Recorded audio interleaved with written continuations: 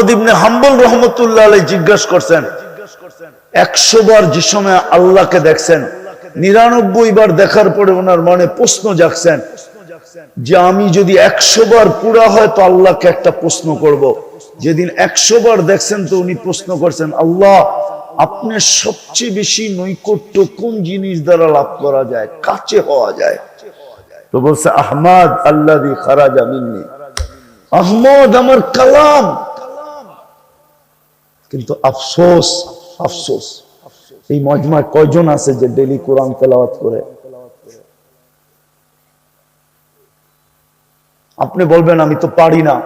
আচ্ছা, আপনি পারেন না, আমার কোনো আপত্তি নাই, কিন্তু কয়জন আছে ডেইলি কোরআনটাকে একবার খুইলা একটু চোখ বুলায়?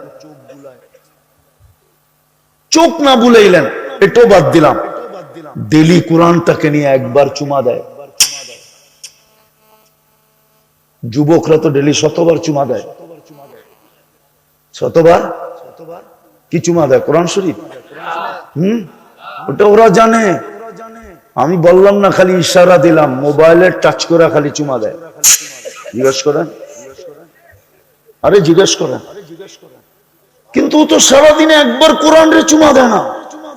রাগ হয় না নারায়ণগঞ্জের মানুষ?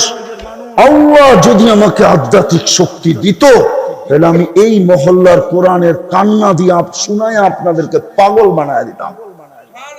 কোরআন আমাদের ঘরে কাঁদতেছে, চিৎকার দিতেছে, চিৎকার। কোরআন আমাদেরকে বদদোয়া দিতেছে, বদদোয়া। বলেন রাগ হয়ে যাবেন? হ্যাঁ, 30,000 টাকার সময় কাঠা কিনছেন, এখন তো কাঠা 50 লাখ টাকা। আপনার তো হিসাবে এত গুণ বেশি সুখী হওয়ার কথা ছিল, কিন্তু বলেন 30,000 টাকা যখন কাঠা ছিল, যতটুকু আপনি সুখী ছিলেন, এখন 50 লাখ 1 কোটি টাকা কাঠা, আপনি অতটুকু সুখী? কেন সুখী না? কোরআন বদদোয়া দিতেছে, বদদোয়া। হুজুররা যদি না মানে তো আমি দলিল দেই, রুব্বা কারি আল কোরআন ইয়ালআনহু, বহুত এরকম ব্যক্তি আছে কোরআন পড়তেছে, ওই অবস্থায় কোরআন তাকে বদদোয়া দিতেছে। পড়া অবস্থায় যদি বদদোয়া দিতে পারে তো সারা বছর কোরআন একটা চুমা দেয় না, ছুঁয়া দেখে না, ওই কোরআন আপনাকে বদদোয়া দিবে না? তো দিবে না কেন? আর বলবেন কোরআন কি কাঁদে? কোরআন যদি না কাঁদে তাহলে খেজুর গাছ কাঁদলো কি করে? জিজ্ঞেস করেন, খেজুর গাছ কাঁদে না? যে খেজুর গাছে পিঠ লাগায় আল্লাহ রাসূল খুতবা দিতেন, মেম্বারে পা রাখতে দেরি, খেজুর গাছ কাঁদতে দেরি করে নাই। খেজুর গাছ যদি চিৎকার দিতে পারে, কাঁদতে পারে, তো কোরআন কেন কাঁদবে না? কোরআন তো দিছিলেন আল্লাহর কাছে প্রিয় পাত্র হওয়ার জন্য, রসুলের কাছে প্রিয় পাত্র হওয়ার জন্য। চতুর্থ দেখাইতেছি, শেষ। আল্লাহ আমাদেরকে নিজের ঘর দিছিলেন, ঘর, মসজিদ। এটা আল্লাহর। কার ঘর? কার ঘর? আজ পর্যন্ত দিছেন আপনার ঘর কাউকে উঠে?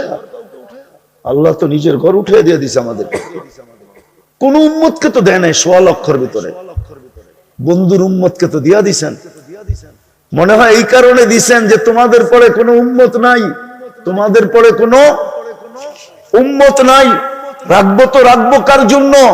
আমার বন্ধুর পরেও তো কোনো নবী নাই, রাখবো তো রাখবো কার জন্য? গড় দিয়া দিলাম। আর আল্লাহকে যদি জিজ্ঞাসা করি গড় দিয়া দিলেন, আপনি থাকেন কই?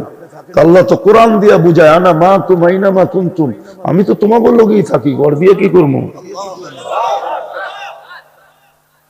বলেন আজকে ওই গড় জুমা ছাড়া ভরে কয়দিন?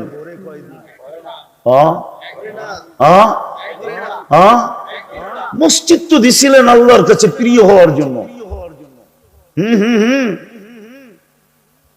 এই জন্যই তো হাদিসে আছে, যাদের ঘনিষ্ঠ সম্পর্ক মসজিদের সাথে, ওরা যখন 1-2 বেলা না আসে আল্লাহ জানেন, কিন্তু ফেরেশতাদেরকে পাঠায় দেন, খুঁজা বাহির করো কই গেল। তো ফেরেশতারা খুঁজতে খুঁজতে বাইর করে বলে, আল্লাহ বিছনায়, ওই ইবাদত করো, সেবা করো, সেবা সেবা। হ্যাঁ হ্যাঁ,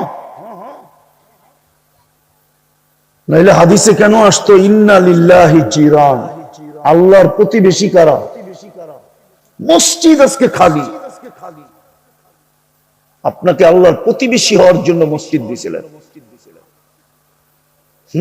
কিয়ামতের দিন ডাকবে আইনা জিরানি, আমার প্রতিবেশীরা কোথায়? তো ফেরেশতারা বলবে সুবহান ওয়ালাকাল জিরান, আল্লাহ আপনার আবার প্রতিবেশী? তো কেন? যারা মসজিদ আবাদ করতো ওরা আমার প্রতিবেশী, দায়িকা নিয়ে আসো আমার কাছে, আমার প্রতিবেশীদেরকে আমার পাশে বসাও। ওই মসজিদ আজকে খালি, আজকে চিৎকার দিতেছে, চিৎকার মসজিদ চিৎকার দিতেছে, মুসল্লি কোথায়? 90% মুসলমান নামাজ পড়ে, 90% নারী পুরুষ নামাজ পড়ে না, যুবক তো পড়েই না। শুক্রবারে শুধু মসজিদ চিৎকার দিতেছে, আল্লাহ মুসল্লি কই? খোদার কসম জমিন চিৎকার দিতেছে, আল্লাহ নামাজি কই? বলেন কালকে এই চেহারাটা কি করে দেখাবেন? কি পরিচয় দিয়া উঠবেন?